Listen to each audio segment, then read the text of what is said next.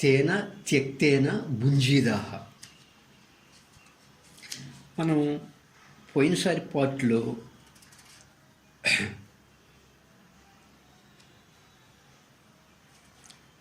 విశ్వచైతన్యముగు బ్రహ్మమునందే చీలిస్తూ ఉన్నటువంటి వాడు ఇంద్రియాల యొక్క వ్యాపారంలో తగులుకోడు, మనోవ్యాపారాల్లో తగులుకోడు. అది అతనికి చాలా ఇబ్బందికరంగా ఉంటుంది. నిరంతరంగా ఆ విశ్వచైతన్య బ్రహ్మమునందే ఉండేటువంటి వ్యక్తి ఏమంటాడంటే దాన్ని మనకి భగవద్గీతలో శ్రీకృష్ణ పరమాత్మ పశ్యన్ శృణ్వన్ స్పర్శన్ జిగ్రన్ అశ్నన్ గచ్చన్ స్వపన్ ప్రలాపన్ విసృజన్ గృహ్ణాన్ ఉన్మేషన్ నిమిషన్ అపి ఇంద్రియానపి ఇంద్రియార్థేషు వర్తంతి అంటాడనమాట. అంటే అయ్యా, చెవి శబ్దాన్ని వింటుంది, చర్మం స్పర్శను గ్రహిస్తుంది, కన్ను నేత్రాన్ని రూపాన్ని గ్రహిస్తుంది, నాలుక రుచిని గ్రహిస్తుంది, ఘ్రాణము ముక్కు వాసనను గ్రహిస్తుంది, అలాగే వాక్కు మాట్లాడుతుంది, చేతులు ఇవ్వడం పుచ్చుకోవడం చేస్తాయి, పాదాలు నడవడం పరిగెత్తడం చేస్తాయి, ఉపస్థేంద్రియం మూత్రాన్ని విసర్జించుద్ది, పాయురింద్రియం అంటే పాయువు మలాన్ని విసర్జించుద్ది. ఈ విధంగా నిరంతరంగా ఆ విశ్వచైతన్యమైనటువంటి బ్రహ్మమునందే ఉండేటువంటి వ్యక్తి ఏమంటాడయ్యా అంటే, వాటికి ఆ స్వభావం ప్రకృతి ద్వారా వచ్చిందయ్యా, అవి వాటి పనులు అవి చేసుకుంటున్నాయి, వాటితో మనకేం సంబంధం? ఇంద్రియాణి ఇంద్రియ అర్థేషు వర్తంతే. ఇంద్రియాలు వాటికి గోచరించే విషయాల యందు ప్రవర్తించుకుంటూ ఉన్నాయి. అట్లా ప్రవర్తించుకునే విధానము అనేది స్వతసిద్ధంగా వాటికి వచ్చింది.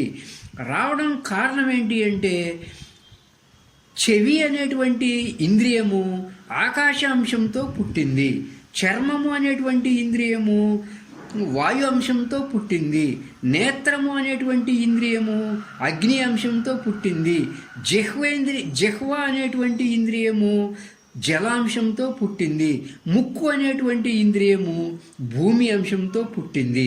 అందుకని ఈ శ్రోత్రేంద్రియం అనేది ఆకాశాంశంతో పుట్టింది కాబట్టి ఈ శ్రోత్రేంద్రియం ఏం చేస్తుందయ్యా అంటే, ఆకాశమునందు ఏ గుణం అయితే ఉన్నదో శబ్దం అనేటువంటి గుణం ఆ శబ్దాన్ని గ్రహిస్తూ ఉన్నది.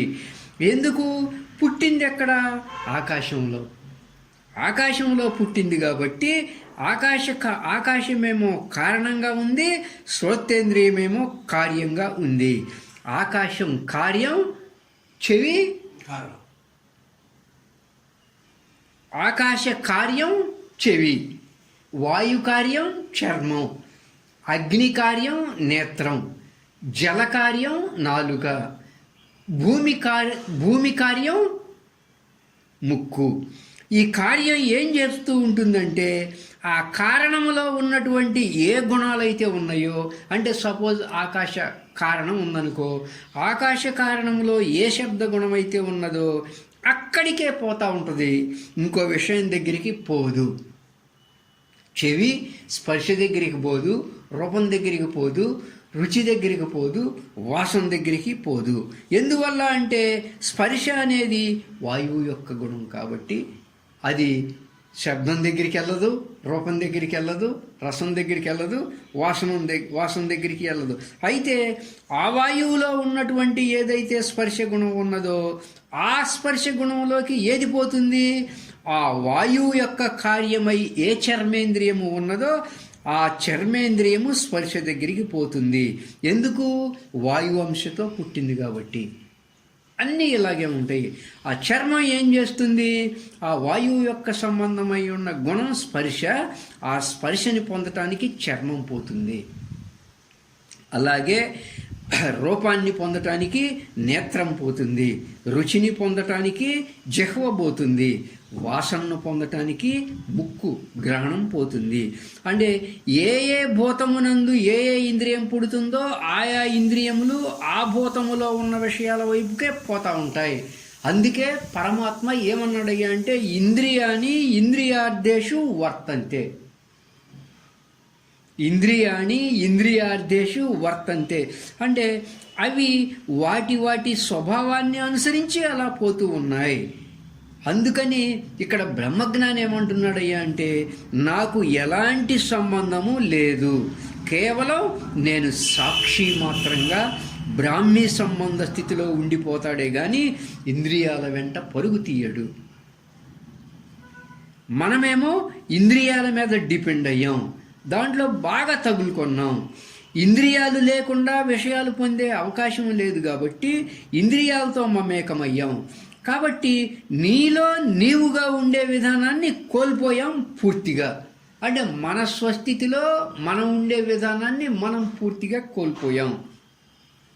అయితే తాను బ్రహ్మమయ్యుండి కూడా, తాను ఆత్మ అయ్యుండి కూడా, తానుగా ఆ బ్రహ్మ యొక్క విధానములో, ఆ సాక్షితత్వ విధానములో, ఆ ఆత్మతత్వ విధానములో తన ఉనికిలో తాను ఉండుట, అంటే తనలో తాను ఉండుట, తన యందు తాను ఉండుట, అంటే ఆ విశ్వ చైతన్య బ్రహ్మమే తానయుండుట అనేటువంటి ఆ ఉనికిని మొత్తం కోల్పోయాం మనం ఇంద్రియాలతో మమేకం అవడం వల్ల.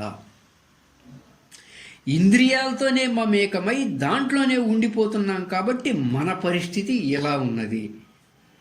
అదే జ్ఞానిగా ఉన్న వ్యక్తి విధానం ఏమిటి అంటే, ఎప్పుడూ కూడా ఆ బ్రహ్మమునందే, అంటే తన స్వరూప స్థితిలోనే ఉంటూ ఉంటాడు. అడుగడుగునకు మాధవాను చింతన సుధామాధుర్యమున మేను మరచువాడు అని భాగవతములో ప్రహ్లాదుని యొక్క వర్ణన చెప్పబడింది. అంటే ఆ మనస్సు అనేది ఆ విధంగా విశ్వ చైతన్యమైనటువంటి బ్రహ్మమునందు ఉండిపోయే పరిస్థితి ఏర్పడుతుంది. అతన్ని పాతాళలోకంలోకి వెళ్ళినా అదే స్థితిలో ఉన్నాడు, పాముల చేత కనిపించినా అదే స్థితిలో ఉన్నాడు, ఏనుగు చేత తొక్కిచ్చినా అదే స్థితిలో ఉన్నాడు. అంటే అడుగడుగునకు మాధవాను చింతన సుధామాధుర్యమున మేను మరసువాడు.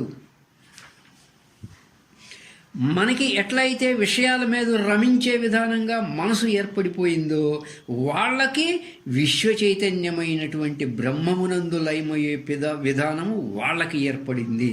ఎందుకు వచ్చింది అట్లా అంటే, పలుమార్లుగా వాళ్ళు ఆ అభ్యాసం చేయగా అది వాళ్లకు వచ్చింది.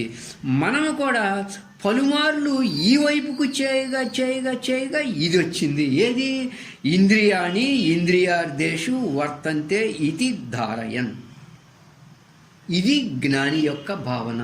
అయ్యా, ఇంద్రియాలు వాటి కార్యాల్లో అవి నిమగ్నమై వాటికి సంబంధించిన విషయాల్ని అవి గ్రహిస్తున్నాయి, వాటితో నాకేమీ సంబంధం లేదు అంటాడు జ్ఞాని. నాకు సంబంధం లేదు, అది వాటి స్వభావాలను బట్టే పోతూ ఉన్నాయని కేవలం సాక్షి మాత్రంగా ఉంటాడే కానీ వాటి యొక్క వేగాలకు, వాటి యొక్క ఉద్వేగాలకు, వాటి వెమ్మటే పడిపోవడం అనే విధానం లేకుండా కేవలం తన ఉనికిలో తాను ఉంటాడు.